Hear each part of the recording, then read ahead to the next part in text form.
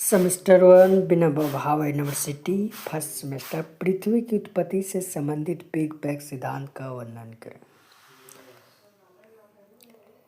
Big bang सिद्धांत ब्रह्मांड का जन्म एक महाविस्फोट के परिणाम स्वरूप हुआ। ब्रह्मांड का जन्म एक महाविस्फोट के परिणाम स्वरूप हुआ। इसी को महाविस्फोट सिद्धांत या बिग बैंग सिद्धांत कहते हैं। पृथ्वी की उत्पत्ति एक बहुत ही रहस्यमय विषय है। पृथ्वी के क्या है? बहुत ही रहस्यमय विषय। पृथ्वी कब, कहाँ और कैसे उत्पन्न हुई, इसका सही उत्तर आज तक कोई नहीं दे पाया। प्राचीन काल में धार्मिक परिकल्पना द्वारा पृथ्वी की उत्पत्ति के संबंधित दिए गए ज्ञान को विज्ञान नहीं मानता। जो धार्मिक पहले दिए गए ज्ञान है उसको विज्ञान नहीं मानता। इसके साथ साथ आधुनिक विज्ञान भी इतनी उन्नति नहीं कर पाया है कि पृथ्वी की उत्पत्ति के बारे में कोई संतोषजनक परिकल्पना प्रस्तुत कर सके।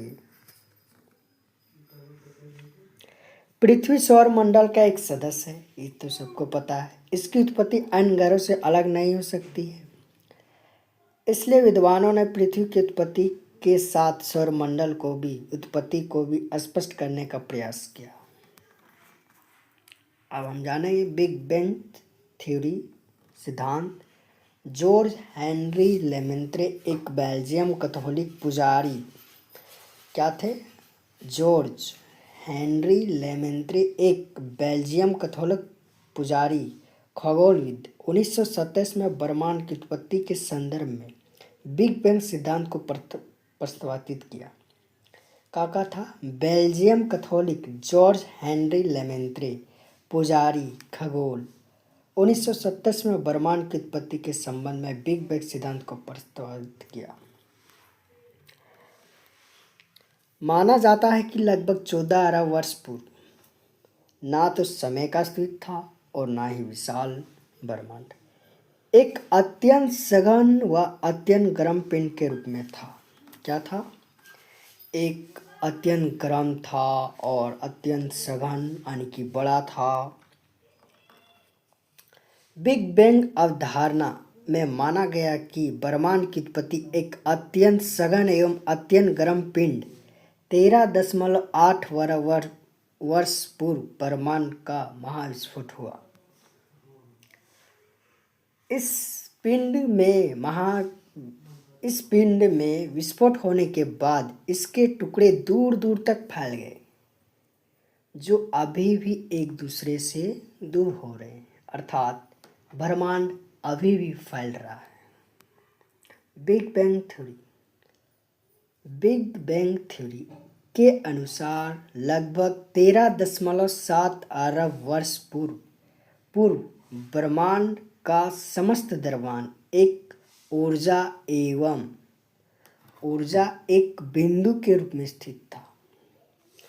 बिग बैंग थ्योरी के अनुसार लगभग 13.7 अरब वर्ष पूर्व ब्रह्मांड समस्त द्रव्यमान यानी कि लिक्विड एनर्जी एंड बिंदु के रूप में स्थित था।